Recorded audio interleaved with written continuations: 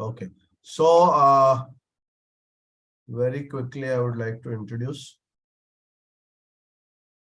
तो हमारे कंपनी का नाम है Lazarus Dias education academy. Okay, ये कॉर्पोरेट प्रोफाइल वेरी क्विकली मैं 1 मिनट में आपको बता देता हूँ। ओके, तो लाजरस डायस एजुकेशन एकेडमी ये कंपनी है 2005 अगस्त 2005 में हमने शुरू किया था ट्रेनिंग एंड कोचिंग में। हमारा जो मिशन है वो है कि we create predictable success in business and happiness in life by providing innovative tools and system for effective outcome. Okay, तो जो भी लोगों को हम पढ़ाते हैं प्रिडिक्टेबल सक्सेस। अगर आप हमारा टैगलाइन देखेंगे predictable success with balance life है ना, तो मतलब लाइफ बैलेंस होना चाहिए, सक्सेस के साथ हैप्पीनेस कैसा होना चाहिए वो बहुत इंपॉर्टेंट चीज है। मुझे लगता है सक्सेस के बारे में बहुत सारे पढ़ाते हैं, बट उसको हैप्पीनेस के साथ कैसे मर्ज करना है, बैलेंसिंग कैसे करना है, फैमिली लाइफ और बिजनेस लाइफ, ये सब चीजों के बारे में, सिस्टम्स कैसे बनाना है अपने लाइफ को हैंडल करने के लिए, बिजनेस को ज्यादा अच्छी तरीके से हैंडल करने के लिए।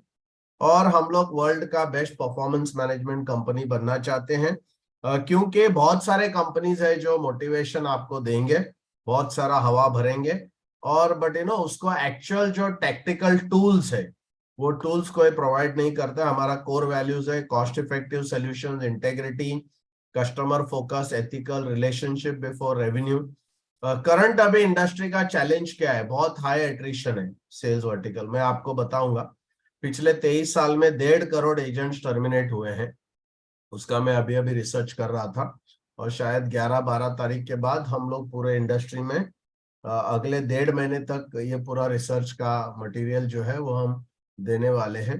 कोई इनोवेटिव सेल्स टूल्स नहीं है, सब लोग plan plan plan plan product product ही बेचते हैं। आज आपको जानकारी मिलेगी कि प्रोडक्ट बेचने से हानि क्या होती है।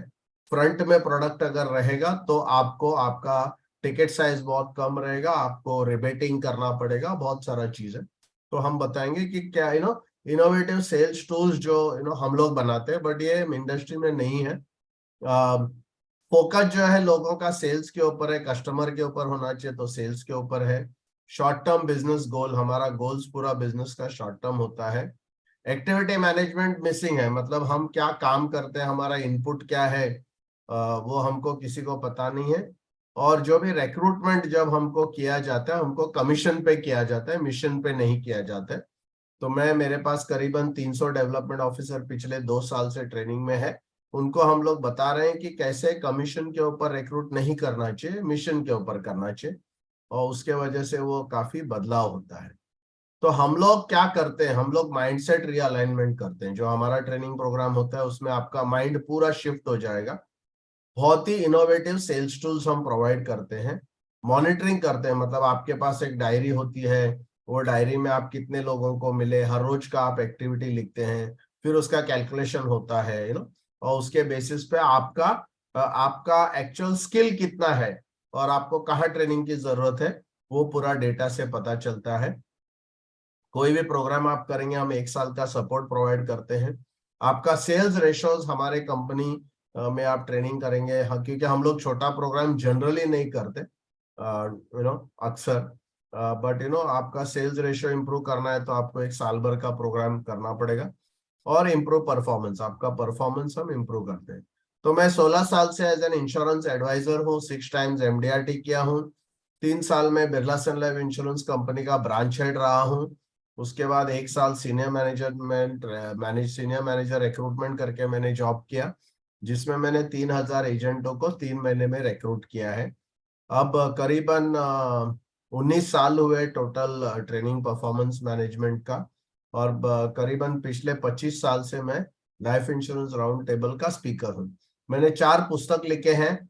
सबसे पहला जो पुस्तक है ऑब्जेक्शन ओवररूल्ड, आपत्ति खारिज, जिसमें 80 स्टोरीज मैंने दिया है कि क्या क्या जो भी ऑब्जेक्शन क्लाइंट लेता है उसको हैंडल करने के लिए आप स्टोरी के जरिए से करना चाहिए।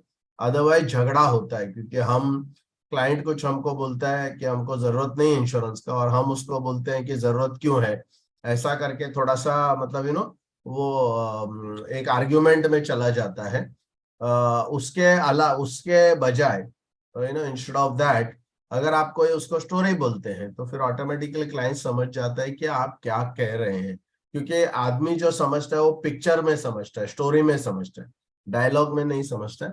तो ऑब्जेक्शन के लिए डायलॉग नहीं मारना चाहिए। फिर आपने 4Cs का सुना रहेगा, बहुत सारे आजकल करीबन 40 ट्रेनर्स है ऑल ओवर इंडिया जो 4Cs पढ़ाते हैं। बट ये फैमिली वेलफेयर इकोनॉमिक जो बुक मैंने बनाया था, ये पूरा 4Cs का कॉन्सेप्ट है, वो मैंने क्रिएट किया था। इंश्योरेंस बोलने बगैर इंश्योरेंस कैसे बेचना। तो बहुत सारे लोग ये पढ़ाते हैं बट वो आधा पढ़ाते हैं, थोड़ा मतलब उसमें काफी सारा काट छाट होता है, तो पूरा चीज वो लोग को उनको भी नहीं पता है। जो जो सुने कही सुनी बातें हैं वो लोग ट्रेनिंग कर रहे हैं। एलडीए सक्सेस सिस्टम में मैं ये बताता हूँ कि आपको ऐसे क्या क्या जरूरत है, जो आज भी उसमें से 8 प्रिंसिपल मैं आपको बता रहा हूँ, बट ऐसे 21 से 25 प्रिंसिपल्स है इंश्योरेंस में सक्सेस मिलने के लिए। और लास्ट जो है फंडिंग रिस्पॉन्सिबिलिटी, उसके बारे में आज मैं आपको बताऊंगा। एक ऐप है जो आप डाउनलोड कर सकते हैं। कोल्ड कॉलिंग के जरिए से हॉट लीड आप कैसे जनरेट करेंगे वो उसमें बताया गया है। तो हमने आईडीबीआई फेडरल के साथ करीबन 200 दिन का ट्रेनिंग का असाइनमेंट किया ऑल ओवर इंडिया में। उनके सब ट्रेनर, उनके सब ब्रांच हेड, उनके सब एजेंसी मैनेजर्स और ट्रेनर्स और एडवाइजर्स को हमने ट्रेनिंग दिया। एलआईसी के पैनल पे हम हैं, जहां पर हमने सातों जेडटीसीज में करीबन 21 बैचेस 3-3 दिन के हमने किया है। काफी पार्टिसिपेंट उसमें कवर किए हैं। एगॉन रेलिगेयर लाइफ के साथ किया है। कोटक महिंद्रा, कोटक लाइफ इंश्योरेंस ने हमको एमडीआरटी ट्रेनिंग के लिए करीबन 20 जगहों पर करीबन 40 बैचेस हुए हैं। ये सब हमारे क्लाइंट्स हैं। तो ये बेसिक वेरी शॉर्ट में हमारे कंपनी का इंट्रोडक्शन था। तो अभी सीधा चलते हैं आज का जो टॉपिक है उसके ऊपर। और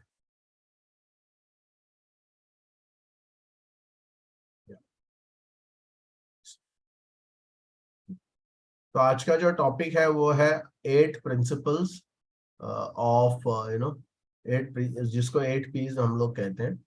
8 principles of success, 8 P's for success in insurance sales. Okay.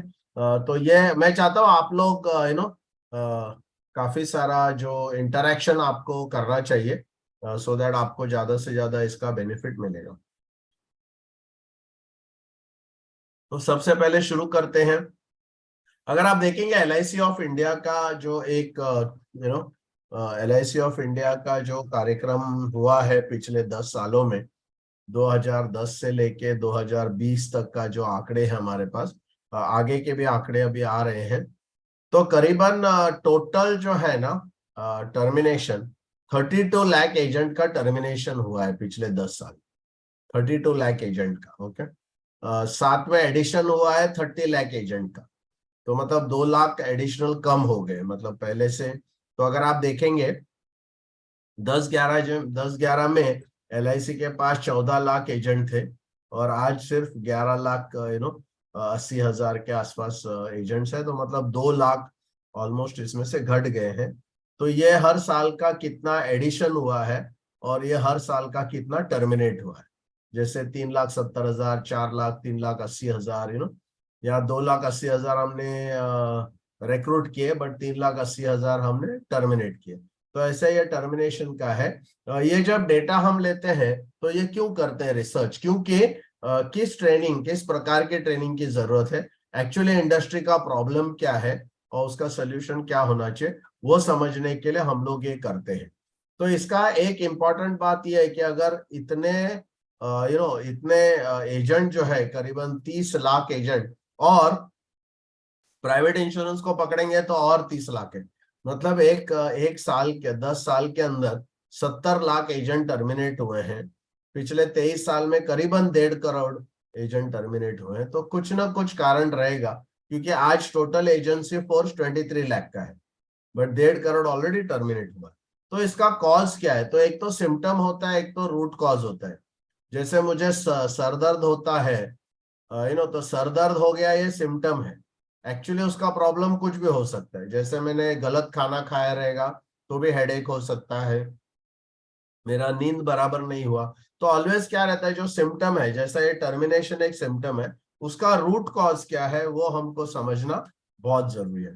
अगर मैं आप लोगों को ये पूछूं, मैंने आपका भी म्यूट करके रखा है, मतलब सो दैट डिस्टरबेंस नहीं होवे, तो आप चैट में है ना जरा फटाफट आंसर करो, बिकॉज नहीं तो फिर आपको मजा नहीं आएगा सेशन का। तो मैं आपको एक सवाल पूछ रहा हूं, ऐसा क्या एक एक्टिविटी, एक ऐसी चीज आप बताओ, एक ही चीज जो अगर आप कंसिस्टेंटली रेगुलरली एक लंबे समय तक अगर आप करते हैं तो आपकी इनकम एकदम धमाल में बढ़ जाएगी, कुछ अलग ही कुछ अलग ही उसका मतलब मल्टीपल टाइम्स आपका इनकम बढ़ेगा। वो क्या एक चीज है जो आप एक्टिविटी करेंगे, ऐसा मेरे को जरा चैट में क्विकली डाल दो। आप बहुत कुछ काम करते हैं, okay, prospecting and meeting, very good. Neeraj, I am very happy, you are very fast, yes, come on, quick quick, everybody just type please, whatever you think, एक एक्टिविटी बताओ, एक ऐसी activity. Prospecting, okay, Raju Kamli says prospecting, okay. Awareness about insurance, okay, Smita says awareness, okay, come on guys, quick. Suspecting and prospecting, okay, prospecting, okay, yes, anybody else?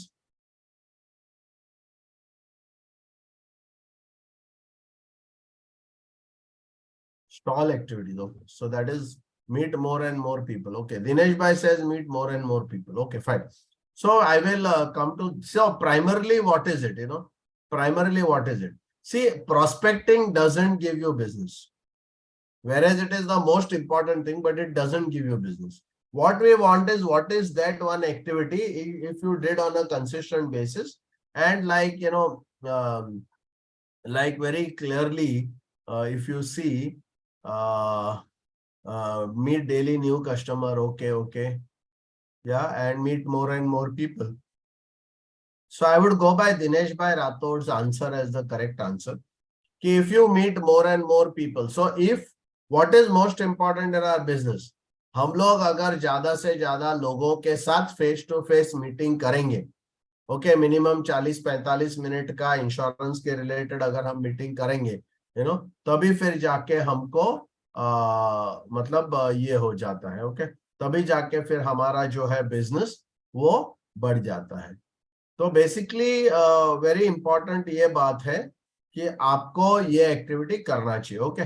So that is one activity which is there, which has to be done, okay. तो अगर ये face to face meeting अगर most important activity है, तो मैं अभी आपको पूछना चाहता हूं कि कितने कलाक, हाउ मेनी आवर्स, कितने कलाक आप एक वीक में, कितना समय इन आवर्स, ओके, कलाक में आप बताइए कितना समय आप कस्टमर को मिलने में बिताते हैं। तो टोटल एक अगर हम देखेंगे पूरा वीक का, तो 112 कलाक होते हैं, ओके, 112 आवर्स। ये मैं सोने का समय नहीं पकड़ रहा हूँ, 112 का। तो मुझे ये बताओ कितना परसेंट आप क्लाइंट के सामने रहते हो, 112 कलाक में से कितना परसेंट? अगर हर एक क्लाइंट का 1 आवर अगर हम पकड़ते हैं, तो अप्रोक्सीमेटली कितना hours per week do you do? 15%, okay, Gajanan says 15%, okay, very good. Any other answer? 15% is quite good. I mean, I don't know मतलब if you are really doing it, but 15% is quite good. कितना होता है बताओ? Total कितने hours आप customer के सामने बैठे हुए रहते हैं, ये मैं पूछूं। 10%, ओके, नीरज कुमार से 10%। तो 10% मतलब आप करीबन 21 कलाक, हाँ, प्लीज अंडरस्टैंड। आप 10% बोलेंगे तो 21 आवर्स आप क्लाइंट के सामने बैठा, ऐसा में, सॉरी 112 कलाक, सॉरी सॉरी 112, हाँ। तो मतलब 11-12 आवर्स आप कस्टमर के सामने होते हो, ओके। सो देखेंगे, अगर आप लोग टाइप नहीं कर रहे हैं, चलिए, आपको इसमें, मुझे भी नहीं समझ में आएगा और आप लोगों को भी ये टॉपिक नहीं समझ में आएगा। तो बेसिकली क्या होता है, टोटल आवर जो हम स्पेंड करते हैं 5 to 10% है। और अगर 10% हम क्यों कर रहे हैं? क्योंकि हमको ये पता नहीं ना क्यों कर रहे हैं। जब हमको पता है कि कस्टमर को मिलने से हमारा सबसे ज्यादा काम हो सकता है, तो हम ज्यादा से ज्यादा कस्टमर को क्यों नहीं मिलते? और ऐसा भी नहीं है कि हम टाइम पास कर रहे हैं, हम लोग सब बिजी रहते हैं, काफी बिजी रहते हैं, ओके। और आप देखेंगे एजेंट काफी बिजी रहते हैं। बट ऐसा क्यों होता है कि इतना बिजी होने के बाद भी हम कस्टमर का मीटिंग जो है 5% 10% ही क्यों करते हैं? क्योंकि हमको इफेक्टिवनेस, एफिशिएंसी और एक्सेलेंस, इसके बीच में फर्क हमको समझा नहीं। तो इफेक्टिवनेस मतलब doing the right things, okay, सही चीजें करना, उसको इफेक्टिवनेस कहते हैं। वो चीजें करना जिससे हमारा बिजनेस के ऊपर सबसे ज्यादा प्रभाव पड़ेगा, राइट? तो हम बहुत कुछ काम करते हैं, बट क्या वो सब काम में से हमारे बिजनेस और हमारे इनकम के ऊपर कितना प्रभाव उन चीजों का होता है हमको पता नहीं, राइट? एफिशिएंसी मतलब डूइंग थिंग्स राइट। जो भी आप कर रहे हैं, वो जो भी आप कर रहे हैं ना, वो जो है, वो आप जो भी कर रहे हैं वो आप बहुत ही अच्छी तरीके से कर रहे हैं, तो उसको हम एफिशिएंसी कहते हैं। और इफेक्टिवनेस और एफिशिएंसी अगर हो जाता है तो हम एक्सेलेंस के तरफ जाते हैं। मतलब हम सही चीज भी कर रहे हैं और सही तरीके से भी कर रहे हैं, ओके। तो सही चीज मतलब आप प्रोस्पेक्टिंग करेंगे पूरा टाइम, ओके, या आप सर्विसिंग करेंगे या आप और कुछ करेंगे, तो उससे आपका बिजनेस के ऊपर इम्पैक्ट नहीं होता है। इसलिए आपका समय ज्यादा से ज्यादा आपके क्लाइंट को मिलने में लगना चाहिए, ओके। अच्छा, ये हमको क्यों पता नहीं? क्योंकि हमको अर्जेंट और इम्पोर्टेंट है ना, इसका डिफरेंस नहीं मालूम। तो अर्जेंट मतलब वो सब चीजें हैं जिसमें इमीडिएट आपको परिणाम होता है, ओके, ये जरा ध्यान रखिए। अर्जेंट वो चीजें हैं जो अगर नहीं करेंगे तो इमीडिएट आपका उसका आपका इम्पैक्ट उसके ऊपर आ जाता है। और इम्पोर्टेंट मतलब क्या है? कि इम्पोर्टेंट मतलब वो सब चीजें जो आज नहीं करेंगे तो आगे चल के फ्यूचर में इम्पैक्ट आएगा। जैसे आज अगर मैं एक्सरसाइज नहीं करता हूँ, कुछ भी खाना खाता हूँ, कभी भी खाता हूँ, हेल्थ के तरफ ध्यान नहीं देता हूँ और उटांग पटांग चीज खाता हूँ, एक्सरसाइज नहीं करता हूँ, एक जगह बैठा रहता हूँ पूरे दिन, मतलब ऐसा मैं बहुत अनहेल्दी अगर कुछ करता हूँ, तो मुझे अभी कुछ होगा नहीं। बट क्या होगा कि 8 साल बाद, 10 साल बाद डेफिनेटली उसका इम्पैक्ट होगा और एक दिन मेरे को सीरियसली हॉस्पिटल जाना पड़ेगा। बट मोस्टली क्या होता है, हम लोग वो सब चीजें भूल जाते हैं करना, क्योंकि वो उनका अभी इमीडिएट इम्पैक्ट हमारे ऊपर नहीं हो रहा है। जो इम्पैक्ट हो रहा है उसके कारण हम लोग उसके पीछे भागते रहते हैं। तो हम सबसे पहले शुरू करेंगे हमारा 8 P's। इफेक्टिव सेल्स अगर करना है, उसका 8 प्रिंसिपल्स क्या है? तो सबसे पहला पी है पर्पस। मैं आप लोगों को अगर पूछूंगा और आप लोग चैट में जरा क्विकली डाल दीजिए कि आप लोगों ने इंश्योरेंस का बिजनेस क्यों चुना, आपका मकसद क्या है, ऑब्जेक्टिव क्या है इंश्योरेंस एजेंसी लेना? जरा कोई बताएगा क्या है, आप लोग क्यों एजेंसी लिए? Quick quick quick quick type करो फटाफट, टाइम नहीं है हमारे पास। Okay, earn money.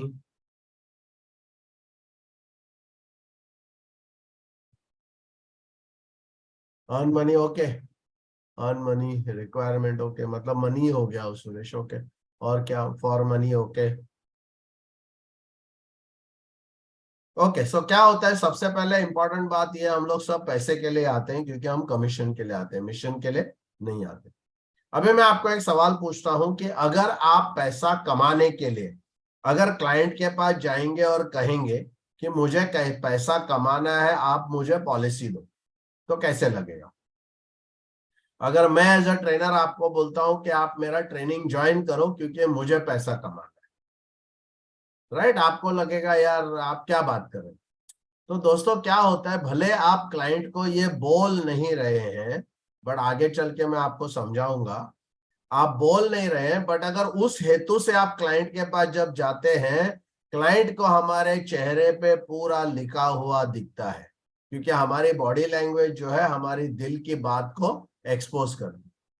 तो आप पूछेंगे बट यार सर ये क्लाइंट को कैसे मालूम पड़ते? तो मैं आपको एक सवाल पूछूंगा कि जब लाइक बॉम्बे में हम लोग बात करते हैं, आप लोग काफी और जगह से है, बट एक ट्रेन में कोई सफर करता है और वो बिना टिकट वाले को टीसी कैसे पकड़ता है? हजारों लोग रहते हैं, मतलब हजारों, 10,000 की तादाद में लोग आते हैं प्लेटफॉर्म पे, उसमें से टीसी को बराबर पता चलता है कि किसके पास टिकट नहीं। और मैंने खुद मतलब रिसर्च किया है, बहुत बार मैं बिना टिकट के गया और बराबर मेरे को टीसी ने पकड़ा। और जिस दिन मेरे पास टिकट होती थी, मैं टीसी के आसपास भी घूमता था, तो वो मेरे को टिकट नहीं पूछता। तो मैं उनको पूछता हूँ, सर आपको मालूम कैसे पड़ता है? तो बोलता है कुछ नहीं, बहुत इजी है। बोलता है जब किसी आदमी के पॉकेट में 10 रुपया 20 रुपया जो भी है टिकट रहेगा, तो वो ऐसा चलता है जैसे उसने पूरी रेलवे खरीद ली, यू नो। और जिसके पास टिकट नहीं है, उसका चाल और ढाल और पूरा जो चेहरा है वो अलग रहता है। और हमको ऐसा सिखाया गया है, ऐसे आदमी को ढूंढो जो आपको ढूंढ रहा है। तो जिसके पास टिकट नहीं है, वो हमेशा उसका ध्यान रहेगा कहीं टीसी तो नहीं है, कहीं टीसी तो नहीं है। तो इस वजह से हमारी जो बॉडी लैंग्वेज है ना, वो बात करती है। तो आप मुझे पूछेंगे पर्पस क्या है? देखो, जो अर्निंग मनी है वो गोल है। गोल बहुत इंपॉर्टेंट है। मैं भी कोई फ्री काम नहीं कर रहा हूं, करना भी नहीं चाहिए, बट आपको गोल के लिए काम नहीं करना। गोल जो है वो परिणाम है, एक एक कॉन्सिक्वेंस है। गोल एक परिणाम है, आपको पर्पस के लिए काम करना। So what is purpose? Purpose आपका होता है क्लाइंट के लिए, कि क्यों, तो क्लाइंट के लिए पर्पस होता है। तो मैं ये कहूंगा, आप लोग अगर ये इसके बारे में ऑलमोस्ट मैं 2 4 5 6 कलाक बात करता हूँ, बट आज मैं एक आपको ओवरव्यू दे रहा हूँ, ओके, सो दैट आपको ये समझ में आए कि कितनी सारी इंपॉर्टेंट बातें हैं जिसके वजह से हमारे सक्सेस के ऊपर इम्पैक्ट पड़ता है। और ये शायद कोई और इंस्टीट्यूट में आपको ये बातें बताई नहीं जाएगी, क्योंकि कोई साइकोलॉजी के ऊपर काम करता नहीं। तो पर्पस मतलब आपको पर्पस क्या होना चाहिए फिर? आपका पर्पस होना चाहिए to help my clients achieve their goals. तो मतलब मैं इंश्योरेंस एजेंसी क्यों लिया हूं? ताकि मेरे कस्टमर्स का फाइनेंशियल गोल पूरा करने के लिए मैंने एजेंसी लिया है। मतलब मेरा फाइनेंशियल एडवाइजर बनने का मकसद है वो क्लाइंट का गोल को कंप्लीट करना। अगर आप मुझे पूछेंगे एज अ ट्रेनर मेरा क्या मकसद है, तो मैं कहूंगा मेरे पार्टिसिपेंट्स को एमडीआरटी बनाना मेरा मकसद है। मेरा गोल पीछे है, वो रहेगा, यू नो बट सामने जब मैं काम कर रहा हूँ, मेरा पूरा जो बॉडी लैंग्वेज है, मेरा पूरा जो विश्वास है, या जो पूरा मतलब एक एकाग्रता है, वो इसके ऊपर है कि मेरे जो पार्टिसिपेंट है वो लोग एमडीआरटी बनना चाहिए। आपका होना चाहिए कि मेरा क्लाइंट जो है उसको फाइनेंशियल फ्रीडम मिलना चाहिए। और आप उस मकसद से अगर जब मार्केट में जाएंगे, उसको मैं मिशन कहता हूँ। फिर भले कोई पॉलिसी लेता है नहीं लेता है, आप नाराज नहीं होंगे, क्योंकि आपका काम है जाके सबको समझाना। पॉलिसी लेना नहीं लेना उनका काम है, बट आपको दिल में खुशी होगी कि मैं आज 4 लोगों को, मेरा मिशन 4 लोगों का लाइफ में फाइनेंशियल फ्रीडम या उनका गोल्स कंप्लीट करने के लिए मैंने पूरा मेरा जो श्रेय था, पूरा जो मेरा श्रम था, वो पूरा श्रम और पूरा काम मैंने कर लिया है। ओके, तो ये एक आपको ध्यान रखना चाहिए। तो पर्पस बहुत वेरी क्लियर होना चाहिए। My purpose is to help my clients achieve their goals, very clear. My purpose is to help my client achieve their goals. और ये आप अगर मकसद लेके चलेंगे, मैं आपको कहता हूं आप बहुत ही ज्यादा सक्सेसफुल होंगे। अगर आप आपका इनकम को लेकर अगर चलेंगे, तो फिर आपका सक्सेस बहुत कम हो जाएगा। इसके लिए पर्पस, फर्स्ट पी जो है वो पर्पस होना बहुत जरूरी है। सेकेंड पी है साइकोलॉजी। सेकेंड पी है साइकोलॉजी। अब साइकोलॉजी की हम क्यों बात कर रहे हैं? बिकॉज साइकोलॉजी भी बहुत इंपॉर्टेंट है। तो साइकोलॉजी में हम क्या कहते हैं, सेल्स है ना, सेलिंग 80% साइकोलॉजी है, 20% स्किल और नॉलेज है। साइकोलॉजी जो है, ट्रुथ जो है, सत्य। इंश्योरेंस सेल्स है ना, ये इनटेंजिबल सेल है, इनटेंजिबल। इनटेंजिबल मतलब हमको प्रोडक्ट दिखता नहीं, उसको हम एक्सपीरियंस नहीं कर सकते, उसको छू नहीं सकते, उसको देख नहीं सकते। तो इस वजह से ये जो प्रोडक्ट है, ये प्रोडक्ट में हम क्यों कुछ फ्यूचर का सपना बेच रहे हैं, राइट? तो इसके लिए कस्टमर को एक्चुअली वो एक्सपीरियंस नहीं होगा। एक्सपीरियंस कब होगा? उसके फैमिली को होगा अगर डेथ हो गई तो, और उसको रिटायरमेंट पे, मैच्योरिटी पे पैसा मिलेगा, तब उसको एक्सपीरियंस होगा। आज नहीं होगा। आज उसको दुख होगा, बिकॉज उसको पैसा देना है। इस वजह से साइकोलॉजी बहुत इंपॉर्टेंट। और सेलिंग में आपका 80% आपका साइकोलॉजी काम करती है, और 20% स्किल और नॉलेज काम करता है, तो आपका प्लान का क्या नॉलेज है, आपका स्किल्स क्या है, वो सब इंपॉर्टेंट है, बट उसका जो कंट्रीब्यूशन है सेल्स में, वो सिर्फ 20% है।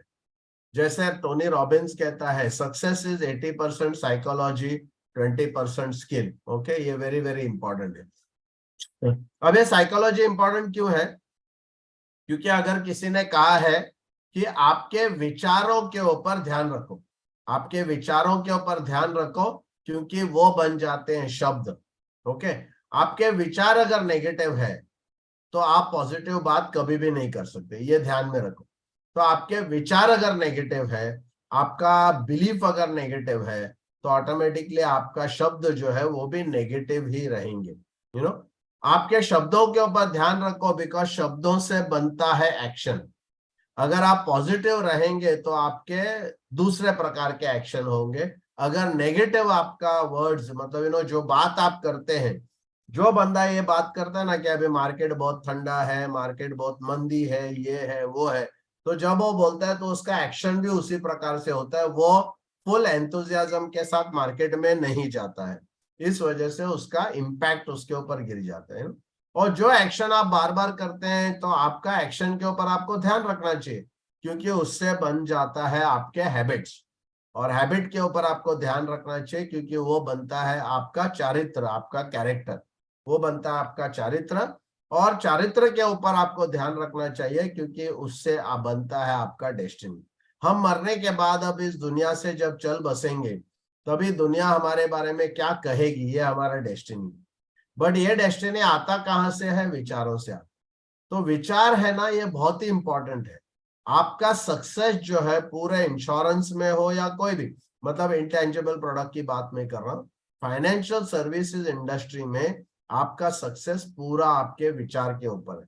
और आप, अगर मैं ये कहूंगा, आपके दिन में 60,000 विचार आते हैं और आप उसको कोई भी कुछ कंट्रोल नहीं कर सकते। विचार आते जाते हैं और आप कुछ कंट्रोल नहीं कर सकते। तो मतलब ये है, अगर आपने आपके विचार को चैनलाइज करने को अगर आपने नहीं सीखा है, तो आपका डेस्टिनी भी वैसे ही होगी जैसे आपके विचार है। तो आपको ये सोचना है कि दिन में जो 60,000 विचार है, उसमें से एम्पावरिंग विचार कितने हैं और डिसएम्पावरिंग कितने हैं। एम्पावरिंग और डिसएम्पावरिंग विचार कितने हैं, वो आपको सोचना है। फिर कोई मेरे को स्टूडेंट पूछता है, सर ये विचार आते कहाँ से? क्योंकि विचार तो ऑटोमेटिक आते हैं, मैं तो कुछ उसमें शामिल ही नहीं हूँ, मेरे को कुछ पता ही नहीं, तो धड़ धड़ धड़ धड़ धड़ चालू रहता है। वो पूरा, मतलब कहीं भी हो, कुछ भी हो, वो तो विचार तो चालू रहते हैं। तो विचार कहाँ से आते हैं? तो दोस्तों, इसका जब मैंने स्टडी किया, तो मैं ये देखा हूं कि आपका जो विचार है ना, वो आपके बिलीफ से आता है, आपके मान्यता ऐसे आता है। ओके, तो आपके बिलीफ जो है वो हाइपोथेसिस है। आपका बिलीफ क्या है? एक स्टोरी है आपके बारे में। ओके, आपने कुछ जिंदगी के बारे में एक स्टोरी बनाई है, और वो स्टोरी के वजह से आपका विचार आते हैं। ओके, ये स्टोरी आपको कहाँ से मिली है? जब से हम माँ के कोख में है तब से। और जब बचपन में हम छोटे 6-8 साल के होते हैं, तब तक हमारे अंदर ये पूरा बिलीफ जो है, मान्यता जो है, वो प्रोग्रामिंग हो जाता है हमारा। और ये पूरे विचार वहां से आता है, क्योंकि आपका प्रोग्राम जो है, आपका बिलीफ जो है, आपकी मान्यता जो है, उससे आपका दृष्टिकोण डिसाइड होता है कि आपका दृष्टिकोण क्या रहेगा। उस दृष्टिकोण से आपका फीलिंग आ जाता है। फीलिंग जो है, हमारे इमोशन जो है वो आते हैं। और फीलिंग से आता है हमारा एक्टिविटी, क्योंकि आप अच्छा फीलिंग रहेगा तो आप ज्यादा एक्टिविटी करेंगे, ज्यादा लोगों से मिलेंगे, ज्यादा क्लाइंट्स को मिलेंगे, और वो ज्यादा एक्टिविटी करने से आपका रिजल्ट बन जाता है। मतलब आपका रिजल्ट जो है, आपका सक्सेस जो है, वो आपके बिलीफ के ऊपर डिपेंड है। इसको हिंदी में थोड़ा सा मैं आपको बताना चाहूंगा। तो दो गेम होते हैं, वो एक्सटर्नल गेम और एक इंटरनल गेम। और जैसे टोनी रॉबिन्स ने कहा, आपका इंटरनल गेम 80% कॉन्ट्रीब्यूट करता है। तो आप भले एक्टिविटी करेंगे, बहुत मेहनत करेंगे, बट अगर आपका इंटरनल जो दिमाग के अंदर जो जो गेम चल रहा है, वो गेम को आपने कंट्रोल नहीं किया, तो बहुत ही दिक्कत आपको हो सकती है।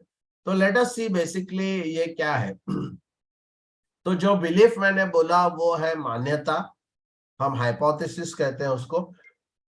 एक परिकल्पना होती है, हमारे माइंड में एक परिकल्पना होती है, एक स्टोरी होती है। वो स्टोरी डिसाइड करता है कि हम दुनिया को कैसे देखते हैं।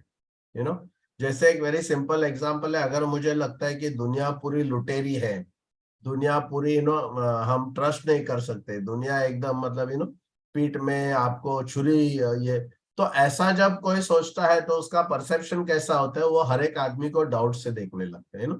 तो उसका देखना जो है, उसका जो अनुभूति है, उसकी जो परसेप्शन है, उसका देखना जो है वो डिपेंड करता है उसकी मान्यता पे। अगर मेरा मान्यता ये है कि दुनिया में सब लोग अच्छे हैं, है ना, दुनिया में सब लोग अच्छे हैं, सब भगवान के प्यारे ये है, और सब लोग ट्रूथफुल है, कोई मिस्टेक से यहाँ वहां मतलब ये हो जाता है, बट अक्सर अगर आप देखेंगे 90-95% लोग जो है वो अच्छे। ऐसे मेरे अगर बिलीफ है, मान्यता है, तो मेरा दृष्टिकोण अलग होगा, मेरा अप्रोच अलग होगा, मेरा मेरा एक्शन अलग होगा, उसके वजह से मेरी एक्टिविटी अलग होगी और मेरा रिजल्ट अलग होगा। तो हमको ये देखना है कि बेसिकली ये देखना जो है, या जो परसेप्शन है, या जो हमारी दृष्टिकोण है, अनुभूति है, उससे बनता है बीइंग। बीइंग को मैं जीविका कहता हूं, क्योंकि हमारी जो भावना है वो डिसाइड करते हैं कि हमारी जीविका क्या होगी, और जीविका से फिर क्रिया बनता है, गतिविधि बनती है, और ये गतिविधि से फिर हमारा रिजल्ट आता है, परिणाम होता है, या बिजनेस हमारा होता है। तो ये जो प्रोसेस है, आप देखेंगे मान्यता से आपका दृष्टिकोण बनता है, दृष्टिकोण से आपकी जीविका बनती है, आपका भावना बनता है, आपकी भावना डिसाइड होती है, आपकी भावना और जीविका से आपका क्रिया और गतिविधियां डिसाइड होती है, और आपका क्रिया और गतिविधियां से आपका परिणाम जो बिजनेस है, रिजल्ट डिसाइड होता है। तो आपका रिजल्ट पूरे मान्यता के ऊपर और बिलीफ के ऊपर डिपेंडेंट है, तो सेल्स का जो गेम है, ये गेम अगर हम देखेंगे, ये इनर गेम और आउटर गेम है। तो इनर गेम सॉफ्टवेयर है, जिसको मैं कहूंगा 80% उसका रिजल्ट, जैसे एक आइसबर्ग होता है, उसको खाली हम 20% देख सकते हैं, 80% हम नहीं देख सकते, क्योंकि उसके अंदर belief, experience, attitude, self esteem, integrity, ये सब है। स्किल, नॉलेज, रिलेशन, नेटवर्किंग, ये सब आउटर गेम है। ओके, तो इनर गेम है ना, वो माइंडसेट और एटीट्यूड क्रिएट करता है, और माइंडसेट से साइकोलॉजी जो सेकंड पी है, वो बहुत ही इंपॉर्टेंट हमारे लिए है। थर्ड पी है प्रोसेस। ओके, तो एक बार आपने साइकोलॉजी को मास्टर कर लिया, एक बार आपका पर्पस आपने क्लियर कर लिया, फिर आता है प्रोसेस। तो प्रोसेस में जैसे डॉक्टर का क्या प्रोसेस होता है, राइट? डॉक्टर का प्रोसेस ये नहीं होता है कि डॉक्टर आपको, आप जब जाएंगे तो डायरेक्ट आपको मेडिसिन लिख के नहीं देता है ना, या वो पुड़ी बना के नहीं रखता है, या वो ऐसा कहता नहीं कि ये दवा बंद होने वाली है, जल्दी जल्दी आप ले ले लो, या ये दवा नहीं आई है, ये ले लो, तो वो पहले आपका सिम्टम को देखता है, आपको फिजिकल एग्जाम करता है, एग्जामिनेशन करता है, उसके बाद आपको कुछ स्पेशल रिपोर्ट्स बनाने बोलता है, वो स्पेशल रिपोर्ट में से फिर वो डिसाइड करता है कि क्या दवा देना चाहिए। बट अगर आप देखेंगे कि इंश्योरेंस में ऐसा डॉक्टर प्रोसेस क्या है, तो मैंने ये एक मेरा बहुत ही इनोवेटिव और एक अलग चीज, मतलब और शायद कोई इसके बारे में सोचता नहीं, मेरे चारों बुक्स में इसी बेसिस पे मैंने बनाया है। तो आपका जो 7 स्टेप डॉक्टर प्रोसेस है ना, उसमें 7 स्टेप्स है। सबसे पहला है सेल कॉम्पिटेंस, सेल ट्रस्ट। आप जब तक ट्रस्ट, आपका खुद का लोगों को आपके ऊपर ट्रस्ट नहीं बनता है, आपकी कॉम्पिटेंस लोगों को समझ में नहीं आती है, तब तक आपको अपॉइंटमेंट आप सेल नहीं कर सकते। तो ऑलवेज पहला सेल कॉम्पिटेंस, सेल ट्रस्ट है, सेल अपॉइंटमेंट है। आज का जो सेशन है 8 प्रिंसिपल का, मैं क्या कर रहा हूँ, मैं ट्रस्ट डेवलप कर रहा हूँ। ओके, मैं ट्रस्ट डेवलप कर रहा हूँ, मैं आपको मेरी कॉम्पिटेंस और मेरी कैपेबिलिटी का एक डिस्प्ले दे रहा हूँ, एक आपको छोटा सा, बोलते हैं ना, एक ट्रेलर दे रहा हूँ, जिससे कि आपको ये समझ में आ जाएगा कि कितनी गहरी चीज है जो मैं कह रहा हूँ। अगर आपको लगेगा ऐसा, तो डेफिनेटली फिर आप मेरे साथ जुड़ने के लिए तैयार हो जाए। सेकेंड है सेल द अपॉइंटमेंट। बहुत सारे एजेंट जो है अपॉइंटमेंट लेने में बहुत गलती करते हैं, और इस वजह से अपॉइंटमेंट का जो ऑब्जेक्टिव है, वो कोई क्लाइंट को भी पता नहीं रहता है, एजेंट को भी पता नहीं रहता है। एजेंट कहता है मैं वहां आ रहा हूं तो मैं आपको मिलूंगा, या कोई कहता है मैं चाय पीने आऊंगा। तो अगर आप कहेंगे कोई क्लाइंट को कि मैं चाय पीने आ रहा हूँ, कि क्या आप इंश्योरेंस के लिए बोलेंगे, तो आदमी तो भगा देगा आपको। तो इसके लिए आप बोलते हैं मैं चाय पीने आता हूँ, और वो आपको चाय पिलाता है, ऑब्जेक्टिव आपका चाय पीना था, ऑब्जेक्टिव कंप्लीट हो जाता है। क्लाइंट को भी मन में खुशी होती है कि चलो भाई साहब आ गए थे चाय पीने के लिए, मैंने चाय पिला लिया, तो उसको भी लगता है कि मेरा जो ऑब्जेक्टिव है वो कंप्लीट हुआ। तो इसके लिए ऑब्जेक्टिव रखना बहुत जरूरी है, तो इसके लिए वो कैसे करना, वो आपको समझना है। फिर सेल द प्रॉब्लम है। उसके बाद एक बार आपने अपॉइंटमेंट ले लिया, उसके बाद आपको पहला उनको प्रॉब्लम बेचना है। पॉलिसी नहीं बेचनी है, पहला प्रॉब्लम बेचना है, उसके बाद उसको सोल्यूशन बेचना है, उसके बाद उसको पॉलिसी बेचना है, उसके बाद आपको रेफरेंस लेना है और फिर ऑनगोइंग सर्विस। ऑफ कोर्स ये पूरा 7 स्टेप का प्रोसेस, इसके लिए पूरा 1 साल का ट्रेनिंग लग जाता है, बट बहुत ही गहराई में इसको हमको समझना है। तो वेरी क्विकली ये प्रोसेस क्या है मैं बताता हूँ आपको, और इसका छोटा छोटा मैं आपको आइडियाज दूंगा जिससे कि आपको समझ में आएगा ये इंपॉर्टेंट क्यों। अभी ट्रस्ट है, अब वेरी इंपॉर्टेंट है कि मैं सबसे पहले क्लाइंट को किस चीज के बारे में शब्द देता हूँ, वर्ड देता हूँ या वचन देता हूँ, कि सबसे पहले मैं उसको वचन ये देता हूँ कि मैं 9 बजे आपको मिलने आऊंगा। अगर आप 9 बजे मिलने आऊंगा करके अगर आप 9:30 बजे पहुंचते हैं या 9:15 बजे पहुंचते हैं तो क्या हो जाता है, कस्टमर ये सोचता है कि आपका पहला जो वचन है वही आपने पूरा निभाया नहीं है, उसके आगे जो आप बोलने वाले हैं वो क्लाइंट के लिए कोई अहमियत नहीं। तो ट्रस्ट बिल्डिंग पहले बहुत समय लगता था, बट आज ट्रस्ट बिल्डिंग के लिए बहुत इजी है।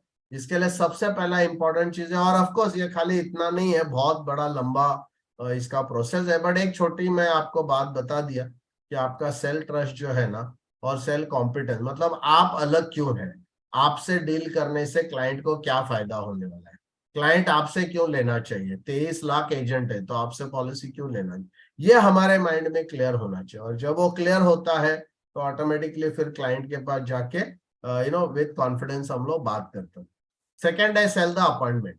तो सेल द अपॉइंटमेंट बहुत ही मतलब सेल द अपॉइंटमेंट जो है वो काफी इम्पोर्टेंट है, और वो इम्पोर्टेंट इसलिए, तो मैं आपको छोटा सा एक रोल प्ले बताऊंगा जिससे आपको ये हो जाए। तो मैं एक काम करता हूँ, आपका म्यूट का जो है, म्यूट ऑल, ओके। मैं चाहता हूँ आप में से कोई समबडी जिसके साथ एक छोटा सा रोल प्ले करना है मेरे को 1 मिनट का। तो कोई रेडी है तो जरा हाथ ऊपर कीजिए और अनम्यूट कर कीजिए क्विक। मेरे साथ एक एक मैं अपॉइंटमेंट कैसे लेना है उसका एक एक रोल प्ले करके आपको बताऊंगा 1 मिनट के अंदर। कौन तैयार है? Just put your hand up. ठीक है। राकेश कुमार जायसवाल, ओके। राकेश जरा अनम्यूट कीजिए खुद को। राकेश आप कहाँ पर है? राकेश जरा हेलो। अनम्यूट कीजिए और आपका वीडियो चालू कीजिए। जी sir, thank you sir. Yes, आपका वीडियो चालू कीजिए। अच्छा, गजानन ने भी हाथ ऊपर किया है। ओके ठीक है, 1 मिनट, राकेश को पहले।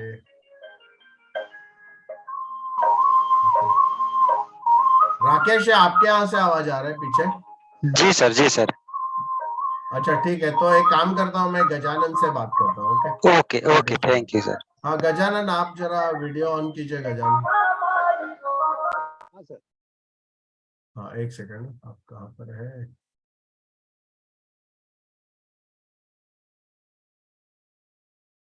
आपने वीडियो ऑन किया ना? हाँ 1 सेकंड, सबसे पहला रहेगा। हाँ ओके फाइन।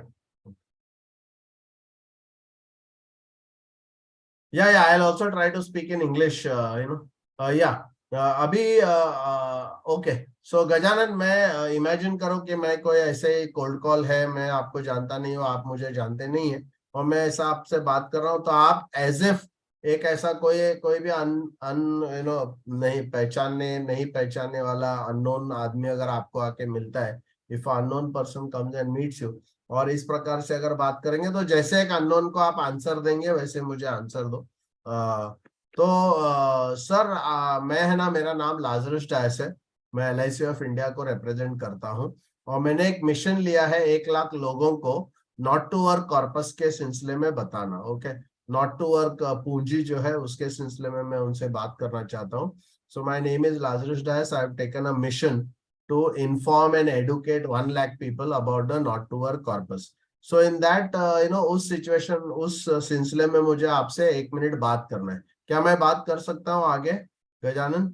आप बात कर सकते हैं, लेकिन उसमें मेरा फायदा क्या है? हाँ वही वही तो मैं वही बताने जा रहा हूँ। तो बेसिकली सर मुझे ये बताइए कि आपको ऐसा लगता है कभी भी फ्यूचर में काम नहीं करने का अगर ऑप्शन या चॉइस रहेगा, और उसके बिना काम के आपका पूरा जो स्टैंडर्ड ऑफ लिविंग वो मेंटेन रहेगा टिल एज 85, तो कैसा रहेगा? अच्छा रहेगा। ऐसा अच्छा रहेगा, राइट। तो सर आपको क्या लगता है कौन से एज पे आपको ये चॉइस अगर मिलेगा तो अच्छा रहेगा? ये आफ्टर 60। 60, ओके। तो सर 60 एज पे अगर आपको ये चॉइस चाहिए तो आपके पास एक नॉट टू वर्क पूंजी होनी चाहिए, नॉट टू वर्क कॉर्पस होना चाहिए। तो आपको पता है एग्जैक्टली कितना कॉर्पस लगेगा? नहीं सर, आइडिया नहीं है। आइडिया नहीं, ओके। तो मैं 1 मिनट में आपको कैलकुलेट करके बताऊंगा, और मैं फिर आपसे खाली आपका डेट ऑफ बर्थ लेता हूँ, आपके एनुअल एक्सपेंसेस लेता हूँ, और आपका डेट ऑफ बर्थ और एनुअल एक्सपेंसेस लेके मैं आपको कैलकुलेट करता हूँ कि समझो जैसे आपका आपका एनुअल एक्सपेंस कितना है अप्रोक्सीमेटली अच्छा। लाइफस्टाइल के लिए? पार्डन। कितना है सालाना खर्चा कितना है? खर्चा है 25,000 ट्वेंटी पर फाइव मंथ। थाउजेंड हाँ, तो पर मंथ 25, मतलब टोटल अगर आप देखेंगे अराउंड 3 लाख का, 3-3.5 लाख साल का हो जाता है। ईयरली भी जो एक्सपेंसेस सब पकड़ेंगे, राइट। तो सर आपका अभी का जो खर्चा है वो 3.5 लाख रुपया है। बट 60 साल की उम्र में, अच्छा मेरे पास एक ऐप है, जो ऐप में आप लोगों को उसका लिंक मैं दूंगा। तो आप प्ले स्टोर में जाके, वो एंड्रॉयड ऐप है, प्ले स्टोर में जाके वो आप इंस्टॉल कर सकते हैं। तो एंड्रॉयड में मैं वो ऐप में जब आपका नाम, आपका डेट ऑफ बर्थ और आपका एनुअल एक्सपेंसेस डालूंगा तो वो बताएगा कि एज 60 पे आपको कितना कॉर्पस लगेगा।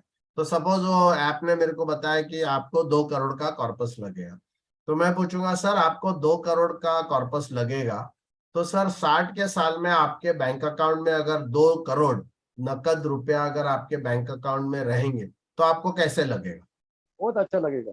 बहुत अच्छा लगेगा, राइट सर। तो सर आपको लगता है कि ये आपके लिए, आपके फैमिली के लिए इंपॉर्टेंट है ये फिगर याद रखना? Yes yes. ओके। श्योरली। तो सर क्या मैं आपको एवरी वीक अगर मैं 30 सेकेंड्स के लिए कॉल करूंगा, क्योंकि ये मेरा मिशन है, 1 लाख लोगों को मैं याद दिलाना चाहता हूँ, तो मैं हर वीक में एक बार आपको कॉल करना चाहूंगा, 30 सेकेंड के लिए कॉल करूंगा। आपको कुछ भी मैं बेचूंगा नहीं, या ना आपको मैं डिस्टर्ब करूंगा, सिर्फ आपको आपका ये 2 करोड़ कॉर्पस याद है कि नहीं उतना ही समझने के लिए मैं आपको कॉल करूंगा। इज इट ओके बहुत अच्छा सर? सर। बहुत अच्छा sir. Yes yes, okay. So मैं आपको फिर नेक्स्ट वीक कॉल करूंगा। नेक्स्ट वीक खाली कॉल करके क्या पूछूंगा, अरे गजानन सर हमारी जो पिछले वीक बात हुई थी, मैंने आपको एक कॉर्पस का फिगर बताया था, तो आपको ध्यान है सर कितना है, तो इधर आप भूल जाएंगे या आप बोलेंगे हाँ पता है मेरे को, 2 करोड़ है। फिर आपको और एक वीक के बाद मैं पूछूंगा 2 करोड़, फिर एक वीक के बाद पूछूंगा 2 करोड़। तो ऐसे अगर मैं 2 4 5 6 बार आपको पूछूंगा तो आपके माइंड में क्या बात चलेगी? 2 करोड़ मेरे को चाहिए। चाहिए, करेक्ट, हाँ। और क्या लगेगा आपको? और आप मेरे लिए इतना काम कर रहे हैं तो अच्छी बात है। करेक्ट। तो आपको मतलब अच्छा लगेगा कि मैं ये कर रहा हूँ। तो क्या होता है ना, ये मैंने क्या देखा है कि ऐसे हम लोग बात करते हैं तो इसमें क्या है, डायरेक्टली 2 मिनट लगता है हार्डली, और ये मैं ट्रेन में किया हूँ, प्लेन में किया हूँ, एयरपोर्ट पे किया हूँ, बस स्टॉप पे किया हूँ, और मेरे स्टूडेंट को मैं लेके भी जाता हूँ। LIC में जब मैंने ये प्रोग्राम किया था सबको मैं मार्केट में लेके गया और सबको मैं बताया था, मैं खुद जा जाके लोगों को ऐसे ही कोल्ड कॉलिंग करता था। तो ये करने से क्या होता है कि लोगों को 20% लोग पांचवे या छठे कॉल में ये पूछते हैं कि साहब आप मेरे को 2 करोड़ 2 करोड़ 2 करोड़ मेरे को बता रहे हैं, बट ये आएगा किधर से, इसका बराबर। बंदोबस्त कैसे होगा, उसका कौन बताएगा मुझे? तो मैं उसको बोलूंगा सर अगर आपको ये समझना है कि ये कॉर्पस कैसे आप जमा कर सकते हैं, तो उसके लिए मेरे को आपके साथ एक मीटिंग करनी पड़ेगी 40 मिनट की। तो क्या मैं कल सवेरे 11 बजे आ सकता हूँ या शाम को 4 बजे ठीक रहेगा? शाम को 4 बजे ठीक रहेगा। राइट। तो मैंने अभी क्या किया, थैंक यू गजानन। तो वेरी इंपॉर्टेंट है कि थैंक यू। ओके ओके, या थैंक यू सर। तो ये अभी वेरी क्विक मैंने आपको मतलब एक रोल प्ले बताया, बट ये रोल प्ले क्या क्या किया मैंने सेल द अपॉइंटमेंट किया। ओके। और गजानन जी जो है अभी काफी इंटरेस्ट के साथ मेरे लिए रुकेंगे कि मुझे ये। Yes Smita, you have any question? Smita you can unmute, any question, कुछ पूछना है आपको? ओके। तो ये हो गया सेल द अपॉइंटमेंट।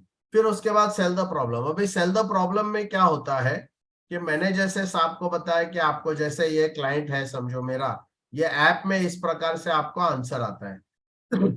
तो नॉट टू वर्क एक्सपेंसेस 9,84,000 है ये पर्टिकुलर क्लाइंट का। 9,84,000 सालाना उनका अभी का खर्चा है। और उनको नॉट टू वर्क कॉर्पस जो है, जैसे यहाँ 1,64,00,000 का कॉर्पस उनको लगेगा। ओके, अभी जब ये मैं 1 करोड़ या 2 करोड़ या 3 करोड़ या 4 करोड़ जो कॉर्पस की बात कर रहा हूं, तो मैं क्या कर रहा हूं, मैं उनके लाइफ में एक प्रॉब्लम क्रिएट कर रहा हूं, उनके माइंड में एक प्रॉब्लम क्रिएट कर रहा हूं। अरे बाप रे, मेरे को 2 करोड़ लगे, अरे बाप रे 1.5 करोड़ लगे, तो वो आदमी खुद सोचते रहेगा। क्या होता है कि हम लोग जब इंश्योरेंस का सेलिंग करने जाते हैं तो सामने वाला आदमी पॉलिसी नहीं लेता, हम लोग नाराज हो जाते, हम लोग डिस्टर्ब हो जाते। मैं आपको ये कहना चाहता हूं कि आप डिस्टर्ब होने से आप सक्सेसफुल नहीं होंगे, आपको क्लाइंट को डिस्टर्ब करना पड़ेगा। सबसे बड़ा ये जो है, आप प्लान और प्रेजेंटेशन और इतना डालो, इतना इतना डालने से इतना मिलेगा, वो सब बोलने से आपको इतना ज्यादा फायदा नहीं होगा। होगा फायदा, बट इतना ज्यादा नहीं होगा जहां पर आप ये कहते हैं कि सर आपको 2 करोड़ का कॉर्पस लगेगा। वो आदमी पूरा झटक जाएगा। मेरा एक सबसे बड़ा वाइस प्रेसिडेंट का जो क्लाइंट था, उसको जब मैंने ये बोला, उसको झटका आ गया। बोला 2 दिन मैं सोया नहीं, और मेरे को बोला यार आप घर पे आके ऑफिस में मत आओ, आप बहुत कुछ सीरियस बात कर रहे हैं, घर पे मिलना है। तो बोला आज तक बहुत इंश्योरेंस एजेंट मेरे को मिले थे, बट कोई ऐसा नहीं मिला जिसने मेरे को झटका दिया, क्योंकि उसका उस समय पे कुछ 1.5 करोड़ या 1.5 करोड़ का कुछ कॉर्पस आया था। तो इसको मैं सेल द प्रॉब्लम कहता हूँ। फिर मैं क्या कहता हूँ कि देखो, जैसे उनका अगर ऐप में आप देखेंगे ना, तो सबसे पहला प्रेजेंट कॉर्पस आता है और ये फ्यूचर है। जब मैं अपॉइंटमेंट लेता हूं, मैं इसके बारे में बात नहीं करता हूं, क्योंकि ये डेथ के बारे में, ये रिटायरमेंट के बारे में, ये डेथ के बारे में। बट ये पहला स्क्रीन आता है, उसको मैं बाजू में हटाता हूं। बट ये जब मैं मीटिंग को जाऊंगा तो उसको बोलूंगा सर आपको 1 करोड़ का कॉर्पस लगेगा अगर इनके हिसाब की अकस्मात डेथ हो जाती है तो। और अभी आपके पास सिर्फ 35,70,000 का कॉर्पस है, मतलब आपके फैमिली को 64,30,000 का कॉर्पस कम पड़ रहा है। अब ये जब मैंने सेल द प्रॉब्लम कर लिया, फिर मेरे को सेल द सोल्यूशन करना है। तो उस समय पे मैं क्लाइंट को क्या बता रहा हूँ, देखो आपको ये 64 लाख रुपया जो लगने वाला है, वो आप बैंक एफडी के थ्रू भी कर सकते हैं, बट आपको 64 लाख डालना पड़ेगा। आप पोस्टल के स्कीम्स के थ्रू कर सकते हैं, आपको 64 लाख डालना पड़ेगा। आप गोल्ड से कर सकते हैं, 64 लाख डालना पड़ेगा। आपको म्यूचुअल फंड के थ्रू कर सकते हैं, आप 1,28,00,000 डालना पड़ेगा। शेयर्स के थ्रू आप कर सकते हैं, 1,28,00,000 डालना पड़ेगा। रियल एस्टेट के जरिए से आप कर सकते हैं, 64,30,000 डालना पड़ेगा। पीपीएफ के जरिए से आप कर सकते हैं, 64,30,000 डालना पड़ेगा। और लाइफ इंश्योरेंस के जरिए से भी आप कर सकते हैं, 2,30,000 डालना पड़ेगा। दोस्तों वेरी क्लियरली, अभी मैं आपको पूछता नहीं क्योंकि आप लोग आंसर दे भी नहीं रहे, बट नॉर्मली इस प्रकार से कोई कस्टमर को अगर हम चार्ट बताते हैं, कश्मीर से कन्याकुमारी, कोई भी क्लाइंट को अगर ऐसा चार्ट बताते, इसको मैं मेनू कार्ड कहता हूँ। कि जब हम होटल में जाते हैं ना, ऑलवेज हम लोग क्या करते हैं, पहले राइट साइड को देखते हैं, उसके बाद आइटम को देखते हैं ना, मतलब ये हमारा साइकोलॉजी है। तो इसी प्रकार से क्लाइंट राइट साइड को देख के 2 सवाल पूछता है। सबसे पहला सवाल पूछता है कि सर म्यूचुअल फंड और शेयर्स में डबल क्यों। तो मैं उनको कहता हूँ as per RBI rule, mutual fund और शेयर्स के ऊपर आपको खाली 50% लोन मिल सकता है। मतलब एक म्यूचुअल फंड और शेयर, उसका करंट वैल्यू 50% होता है, इसके लिए उसमें आपको डबल डालना पड़ेगा और आज ही डालना पड़ेगा। फिर दूसरा क्वेश्चन वो पूछता है कि लाइफ इंश्योरेंस में इतना कम क्यों। तो मैं बोलूंगा सर लाइफ इंश्योरेंस में इतना कम इसलिए बिकॉज लाइफ इंश्योरेंस में इंस्टॉलमेंट परचेज सिस्टम है। आप 2,30,000 का इंस्टॉलमेंट किस्त आप भरेंगे अगले 25 साल के लिए, बट आपको इमीडिएट 64 लाख का कैपिटल आपका क्रिएट होता है। इसको हम सेल द सोल्यूशन कहते हैं। उसके बाद जो भी उसका फ्यूचर कॉर्पस है, उतना मैच्योरिटी वाला प्रोडक्ट, और जितना उसका प्रेजेंट कॉर्पस है उसका सम एश्योर्ड का ऐसा प्रोडक्ट हमको डिजाइन करना पड़ता है। वो डिजाइन करके फिर हम प्रोडक्ट सेल करते हैं।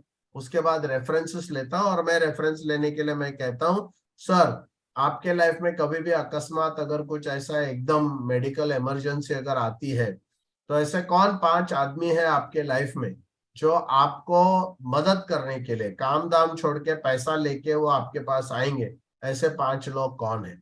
और हर एक इंसान को इमीडिएटली माइंड में वो रहता है। हम लोगों को जाके बोलते हैं सर आप मेरे को रेफरेंस दो, रेफरेंस दो। क्लाइंट को पता नहीं रहता है कि किसका नाम मैं दूं, क्योंकि उसके पास हजारों नाम। तो हमको उसका काम को आसान करना चाहिए। उसके 100 लोग हैं तो 100 लोग हमको नहीं मिलेंगे, तो मैं उसको ऐसा बोलता हूँ कि आपके लाइफ में कोई तूफान ऐसा आएगा तो कौन ऐसे 5 लोग हैं जो आपके मतलब आपके साथ जो रहते हैं, मम्मी डैडी और आप मतलब फैमिली, उसको छोड़कर और कौन आ सकता है? तो भाई आ सकता है, ब्रदर इन लॉ आ सकता है, फ्रेंड आ सकता है। तो जो भी मैं 5 नाम लेता हूँ और फिर उनको मैं आगे का कार्यक्रम जो है यही सेम डायलॉग जो है, क्या आपको लगता है कभी भी फ्यूचर में काम नहीं करने का अगर ऑप्शन रहेगा तो कैसा रहेगा है? और उसके बाद हमको सर्विस देते रहना चाहिए। वो हो गया बेसिकली प्रोसेस। ओके, ये प्रोसेस है पूरा एकदम step by step by step by step process है कि आप टेलीफोन के बात क्या करेंगे, इसमें आप बात क्या करेंगे, मीटिंग में आप बात क्या करेंगे, सेकंड मीटिंग में आप बात क्या करेंगे, प्लान आप कैसे डिजाइन करेंगे। इसमें हर एक का प्लान अलग होता है, कोई भी कस्टमर सेम प्लान आप नहीं दे सकते। इसका पूरा जो प्लान है वो उनके प्रेजेंट गैप और फ्यूचर गैप के कॉम्बिनेशन से आता है। उसके बाद आता है प्लानिंग। सो प्लानिंग में हमको कभी भी 10 साल का प्लानिंग करना चाहिए। हम लोग अक्सर 10 साल का प्लानिंग करते नहीं है। तो मेरा जो बैच है या ट्रेनिंग जब होता है, हम लोग हमारे जो पार्टिसिपेंट है उसका 10 साल का प्लान बना के देते हैं। तो उनका लिक्विड एसेट आज कितना है, फिर 1 साल के बाद कितना होना चाहिए, 3 साल के बाद कितना होना चाहिए, 5 साल के बाद कितना होना चाहिए, 10 साल के कितना होना, रेजिडेंशियल हाउस वो कब चेंज करेगा, ऑफिस की क्या वैल्यू होगी, 3 साल में क्या होगी, 6 साल में क्या होगी, 10 साल में क्या होगी, कार कौन सा लेंगे, वो फिक्स एसेट टोटल कितना रहेगा, टोटल लोन कितना रहेगा, नेटवर्थ कितना रहेगा, एनुअल इनकम कितना रहेगा, क्लाइंट्स आपके कितने होंगे, आप एमडीआरटी सीओटी टीओटी क्या करेंगे, फिर आपके पास स्टाफ कितना होगा और कितना कंट्रीज आपने विजिट किया है। इसका जो है आपको एक प्लान बना के रखना पड़ता है। ये प्लान मैंने 20 साल का बनाया था 10 साल पहले, है ना, 10 साल पहले, और वो प्लान अभी हम लोग इम्प्लीमेंट कर रहे हैं। नॉर्मली कंट्रीज हम लोग ऑलमोस्ट 2 कंट्रीज फॉरेन ट्रैवल हर साल का मैं करता हूँ वो प्लान के मुताबिक।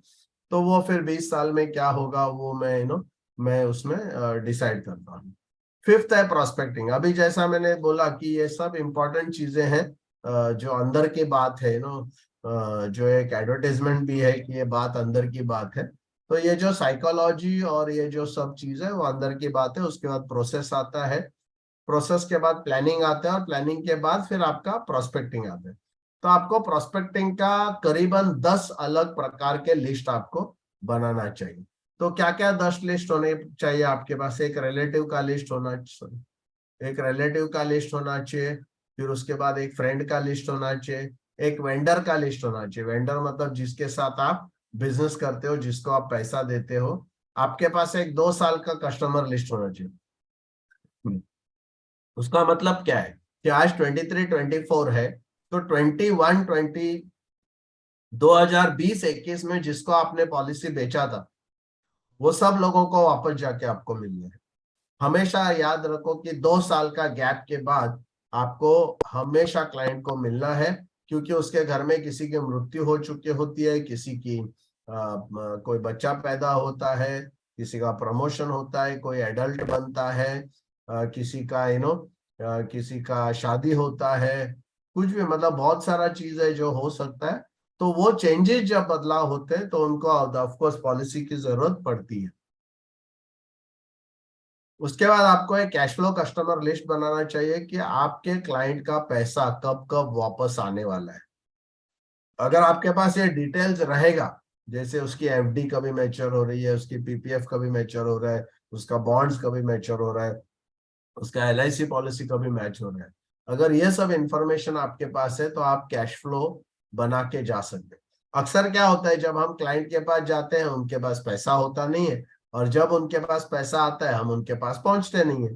तो वो गैप को कम करने के लिए अगर आपके पास कैश फ्लो लिस्ट है, क्योंकि ये मैं बहुत अच्छी तरह मेंटेन कर दूं, मुझे पता था कौन सा महीने में उसका एफडी मैच्योर होने वाला है, उसके 1 महीना पहला मैं उसको जाके मिल के मेरा sell the appointment, sell the problem, sell the solution मैं करके, और फिर वो बाद में पैसे की बात आता है तो मैं उनको बोलता हूँ सर आपका ये 4 लाख का एफडी तो मैच्योर हो रहा है अगले महीने में, मतलब अभी 10-15 दिन में आने वाला है, तो अभी आप फॉर्मेलिटी चालू करो, पैसा जैसे आते हैं फिर आप मेरे को खाली एक डिपॉजिट चेक दे दो 1000 रुपए का, बाकी का फिर हम लोग प्रोसेस चालू करते हैं ना। तो क्या होता है फिर कस्टमर ना नहीं कह सकते हैं। तो ये एक लिस्ट आपके पास होनी चाहिए, पाइपलाइन लिस्ट होनी चाहिए।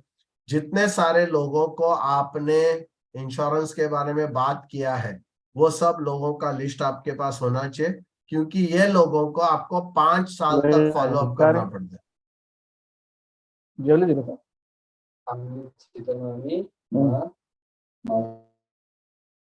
ये सब लोगों को आपको 5 साल के लिए फॉलो अप करना चाहिए, यू नो। और ये साइंटिफिक प्रिंसिपल है कि पाइपलाइन लिस्ट मतलब एक बार आपने उनको इंश्योरेंस समझा दिया, उन्होंने इंश्योरेंस अगर नहीं खरीदा तो आपको 5 साल तक उसको हर महीने में एक बार कॉल करना चाहिए। ये करने से आपका बिजनेस ऑटोमेटिक डबल हो जाएगा। जो लोगों ने आपको ना कहा है, मीटिंग के लिए भी ना कहा है, उनको भी आपको फॉलो अप कंटिन्यूसली करना है, उसका एक अलग लिस्ट बनाना है। फिर वेडिंग एल्बम, आपका जो शादी जब आप किए थे तो जो भी एल्बम है उसमें जितने सारे लोग खाना खाने के लिए आए थे उनका एक अलग लिस्ट होना चाहिए। और आपके मोबाइल में जो लिस्ट है वो सबसे बड़ा लिस्ट है, वो लिस्ट आपके पास होना चाहिए। और जैसे मैंने आपको बोला कि मेडिकल रेफरेंस, इमरजेंसी का रेफरेंस अगर आप लेते हैं सब क्लाइंट से, वो आपके पास एक लिस्ट होनी चाहिए। सिक्स्थ जो प्रिंसिपल है उसको हम प्रिडिक्टेबल सक्सेस कहते हैं। तो प्रिडिक्टेबल सक्सेस का जो प्रिंसिपल है ना, इसके ऊपर अगर हम बात करेंगे तो उसका मतलब ये है कि जैसे मैं इसमें एग्जांपल देता हूँ आटा और गेहूं का, है ना। तो जैसे आप चक्की में अगर जाएंगे, आपको अगर आटा चाहिए तो आपको गेहूं लेके जाना है। आप खाली हाथ जाएंगे और भैया जी को कहेंगे मुझे 2 किलो आटा दो, तो वो पूछेगा गेहूं किधर है, राइट। वो नहीं तो वो भगा देगा, बोलेगा क्या बात करते हो आप, तो आपका गेहूं ऑलवेज इनपुट है और आपका आटा है या आउटपुट है। जब तक आप इनपुट नहीं डालेंगे आपका आउटपुट नहीं आएगा। अच्छा, आप 1 किलो गेहूं डालेंगे तो आपको 1 किलो आटा भी नहीं मिलेगा। आप 1 किलो गेहूं डालेंगे 850 ग्राम आटा मिलेगा। ये तत्व है, ये प्रिंसिपल है, ये साइंस है, राइट। इसी प्रकार से हमारे बिजनेस में भी कुछ इनपुट है। तो हमको अगर एमडीआरटी करना है या 10 लाख कमाना है, वो आटा हो गया। और हम आटे के हिसाब से गोल सेटिंग करते हैं, जो मुझे लगता है गलत है। प्रिडिक्टेबल सक्सेस का मतलब ये है कि आपको ये पता होना चाहिए कि आपको 10 लाख कमाना है, तो उसके लिए आपको मीटिंग कितना करना है। और ये मीटिंग कितना करना है, इसका जो कैलकुलेशन है, ये मिनिमम 8-9 महीना आपको रिकॉर्ड रखना पड़ेगा। किस चीज का रिकॉर्ड रखना पड़ेगा? आपको आपने मीटिंग कितना किया और आपने कमीशन कितना कमाया, वो रिकॉर्ड अगर आप रखेंगे तो आपको दोनों के बीच में एक एक कनेक्शन आपको मिल जाएगा कि कितना मीटिंग करने पे कितना, मेरे को 1 लाख कमीशन के लिए कितना मीटिंग करना है, 5 लाख कमीशन के लिए कितना मीटिंग करना है, 10 लाख के लिए कितना करना है। ये जब आपके पास फिगर आ जाता है तो आप प्रेडिक्टेबल सक्सेस हो जाते हैं। बट इसके लिए 1 साल आपको मेहनत करनी पड़ेगी, रिकॉर्ड रखना पड़ेगा, टोटल करना पड़ेगा। साल के आखिर में आप टोटल करेंगे कितना मीटिंग किया, कितना कमीशन हुआ। ऐसे करके जब आप करेंगे तो ऑटोमेटिकली आपको प्रिडिक्टेबल सक्सेस। फिर उसके बाद आप जो भी गोल सेट करेंगे, क्योंकि आपने आटा मतलब फेस टू फेस मीटिंग जो है उसका गोल सेट अगर करते हैं और वो अगर आप फॉलो अप करते हैं, तो वो अगर आप कंप्लीट करते हैं तो आपका आटा का बारे में सोचने का जरूरत नहीं, क्योंकि आपको पता है मुझे 5 किलो आटा चाहिए तो मुझे गेहूं कितना डालना है। ये कैलकुलेशन आपके पास रेडी है और आप उतना गेहूं लेके जाते हो, मतलब उतना मीटिंग आप करते हो, तो ऑटोमेटिकली आपका सक्सेस हो जाता है। 7 है प्रॉमिस, बहुत इंपॉर्टेंट है प्रॉमिस। हम क्लाइंट्स को बहुत सारा प्रॉमिस करते हैं, और ये सब प्रोमिस हम तोड़ देते हैं, बिकॉज जैसा ही हमको पॉलिसी मिल गया हम भी भूल जाते हैं कि क्लाइंट को हमने क्या बोला था। क्लाइंट को हम बोला हम हर साल आपको फॉलो अप करेंगे, रिव्यू करेंगे, जो भी, मुझे पता नहीं। बट क्या आप जो क्लाइंट को प्रॉमिस करते हो वो लिख के रखते हो? क्या आप आपके क्लाइंट्स को मिनट्स ऑफ द मीटिंग भेजते हो? नहीं करते हो। तो फिर क्या होता है कि आप हवा में बात कर रहे हैं। और अगेन आपका ट्रस्ट जो है, जितना आप जो प्रॉमिस करेंगे वो प्रॉमिस को निभाएंगे नहीं, तो आपका ट्रस्ट कम होते जाएगा। फिर नेक्स्ट पॉलिसी क्लाइंट दूसरा किसी से लेता है। तो ये प्रॉमिस भी कैसे रखना है, इसके लिए क्या सिस्टम होनी चाहिए, इसके लिए क्या प्रोसेस होना चाहिए, वो भी आपको समझना बहुत ही जरूरी है। लास्ट जो पी है वो है प्रिपेयर योरसेल्फ। मतलब क्या है कि हमको हमेशा रिजेक्शन जो है ना, कोई ना कहेगा या कुछ कहेगा, हम लोग बहुत नाराज हो जाते हैं, अपसेट हो जाते हैं, डिमोटिवेट हो जाते हैं ना। हमारा हवा जैसे निकल जाता है, पंचर हो जाता है। बट दोस्तों हमारा बिजनेस ही रिजेक्शन का बिजनेस है। अगर रिजेक्शन को आप नहीं समझेंगे तो आपको इस बिजनेस में आप ज्यादा आगे नहीं बढ़ेंगे। तो प्रिपेयर योरसेल्फ में मैं आपको एक ही चीज बताऊंगा। जैसे मैंने कहा ये तो सिर्फ एक ट्रेलर है। इसका बहुत डिटेल हर एक जो पी है उसको 2-2, 3-3, 4-4 क्लास उसके ऊपर बात कर सकते हैं, आपका माइंडसेट बना सकते हैं। बट आज थोड़ा रिव्यू, आज जो है सिर्फ एक ओवरव्यू आपको देना है। तो आप जब भी नाराज हो जाते हैं ना, HW HW HW HW, ये आप लोग ध्यान रखिए। HW का मतलब क्या है? पहला HW सम विल। तो कुछ लोग आपको अपॉइंटमेंट देंगे, बहुत लोग आपको अपॉइंटमेंट नहीं देंगे। कुछ लोग आपसे पॉलिसी खरीदेंगे, कुछ लोग नहीं खरीदेंगे। ये सत्य है, बिजनेस का सत्य। ओके। सम वॉन्ट, तो कुछ लोग लेंगे कुछ लोग नहीं लेंगे, है ना? तो क्या सो व्हाट, थर्ड HW का मतलब है सो व्हाट। तो क्या हुआ? somebody is waiting. ओके। तो फर्स्ट HW है कुछ लोग खरीदेंगे, कुछ लोग नहीं खरीदेंगे। तो क्या? somebody is waiting, कोई तो रुका हुआ है। Now somebody is asking me to say this all in English, but you know the slides are in English, so don't worry, you will be able to follow that. Okay. तो ये अभी जो है ये 8 प्रिंसिपल्स है। ये 8 principles के बारे में मैंने अभी बात किया। इसके रिलेटेड कुछ भी आपको अगर क्वेश्चन है, कुछ भी सवाल है, क्वेश्चन है, तो आप प्लीज पूछिए।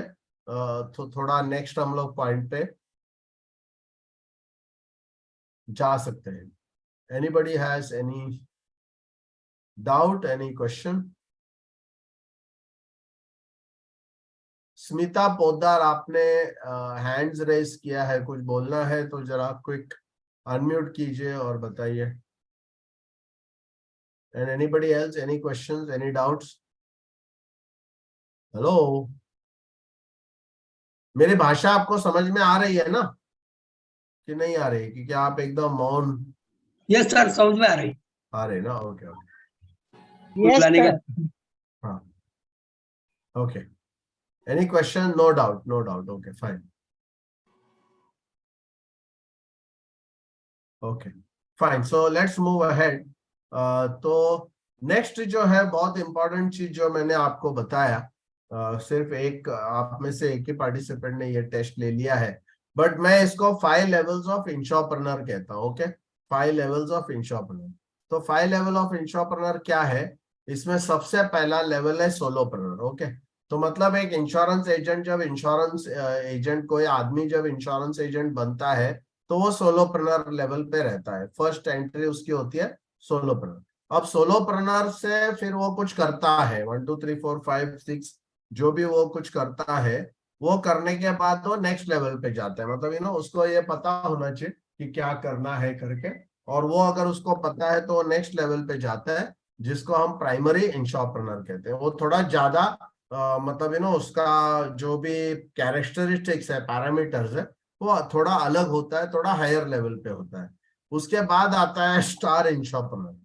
स्टार इंश्योरप्रेन्योर वो इंश्योरप्रेन्योर है जो काफी बिजनेस में सेट है। और इस प्रकार से मैंने ये टेस्ट बनाया है कि बहुत सारा 20 पैरामीटर्स पे आपको टेस्टिंग किया जाता है, और उसके हिसाब से आपको पॉइंट्स दिए जाते हैं, और वो पॉइंट्स के हिसाब से आपको पता चलता है कि कौन सा लेवल आपका है। फिर उसके बाद है एलाइट इंश्योरप्रेन्योर, और उसके बाद है एस इंश्योरप्रेन्योर। जैसे आप अगर देखेंगे भरत पारेख है, या और जो भी वेंकट है, ये लोग सब RK शेट्टी है, राजेश सातोस्कर है, ये लोग सब जो एस लेवल जो है, एस इंश्योरप्रेन्योर हाईएस्ट लेवल पे है। बट क्या है ना, आपको ये जरूर समझना होगा, और ये जरूर आपको डिसाइड करना होगा, या जरूर आपको टेस्ट लेना पड़ेगा, क्योंकि आप कौन से लेवल पे, यही आपको अगर पता नहीं है तो आपके लाइफ में प्रोग्रेस नहीं हो सकती। तो आपको क्या करना चाहिए? पहला, सबसे पहला टेस्ट लेना चाहिए।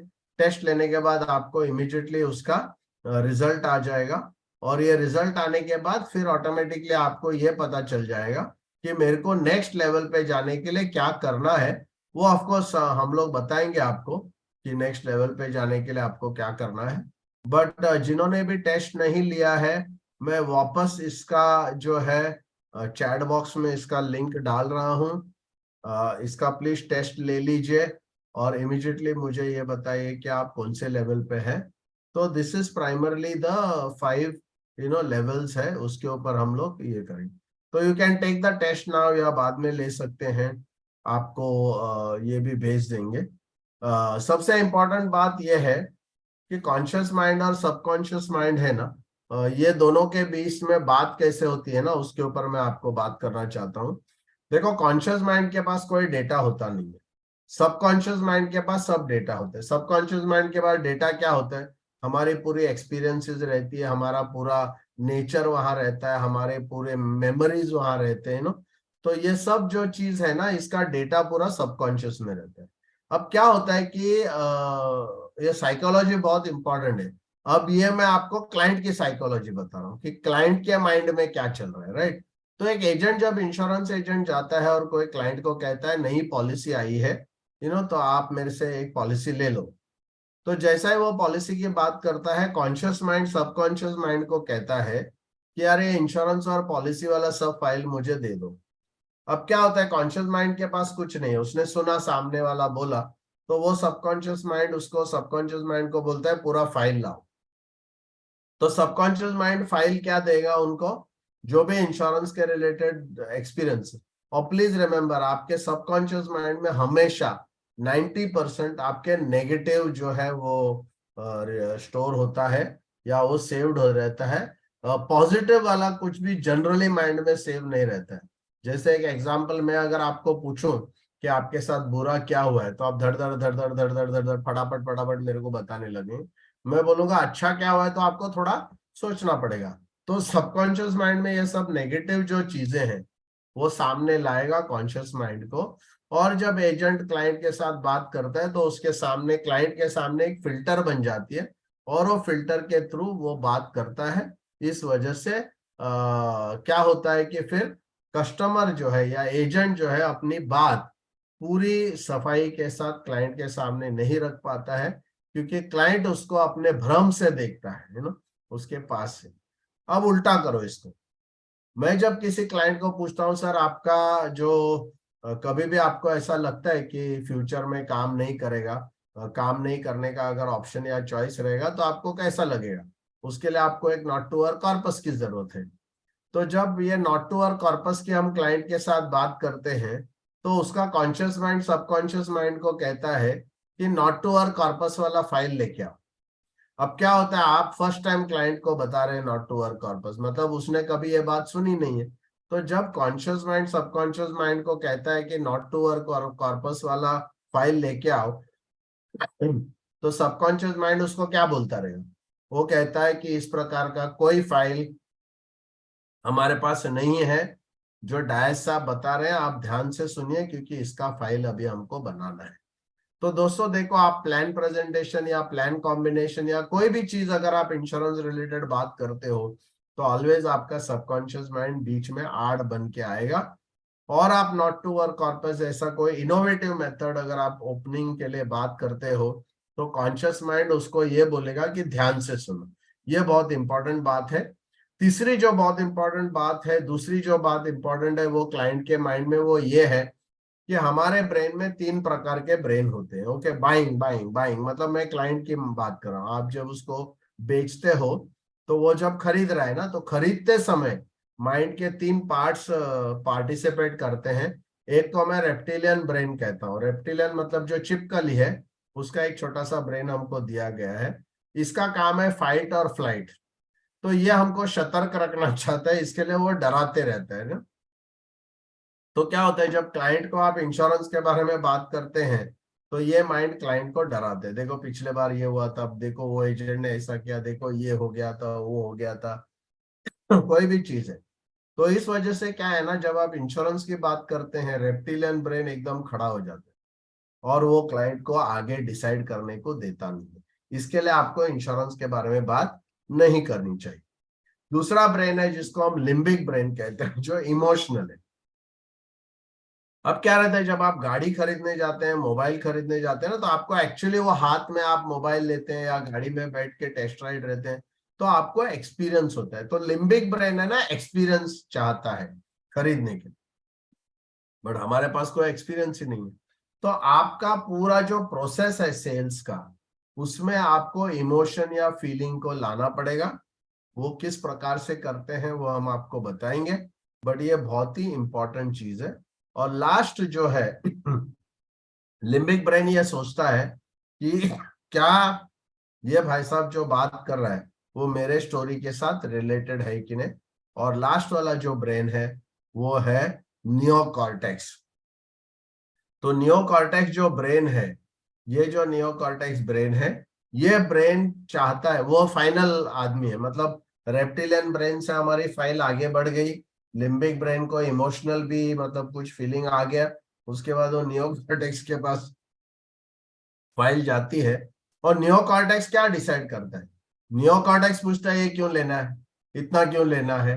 तो हमारा वो पूरा जो कैलकुलेशन है कि आपका प्रेजेंट गैप इतना है, आपका फ्यूचर गैप इतना है, इतना कॉर्पस लगेगा, उतना कॉर्पस लगेगा, तो नियोकॉर्टेक्स को अच्छा लगता है कि यस यस ये मेरे हिसाब से बात कर रहा है। तो ये तीनों ब्रेन को हम लोग को मतलब साथ में रखना चाहिए। और ये तीनों ब्रेन के रिलेटेड जब हम बात करना शुरू करेंगे तो ऑटोमेटिकली हमारा जो भी हम बात कर रहे हैं ना, वो ऑटोमेटिकली हमको मतलब उसके कस्टमर को हम उसमें आगे बढ़ा सकते हैं। तो मिट करके बताइए कि आज का सेशन आपको कैसे लगा। Super session, okay, very good. Very good section. हाँ, very very good session, okay, Very good, sir. जबरदस्त session, okay, very good, We'll learn more things. Very good, very good. Yes, Anand, Anup, Anand, Aparna, Bhaskar, Dhirendra, बोलो बोलो, कुछ तो बोलो। वेरी नाइस सेशन, या informative session, okay, very good.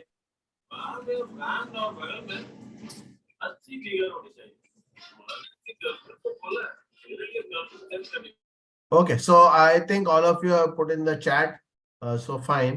Thank you very much. It was a super session. Now we will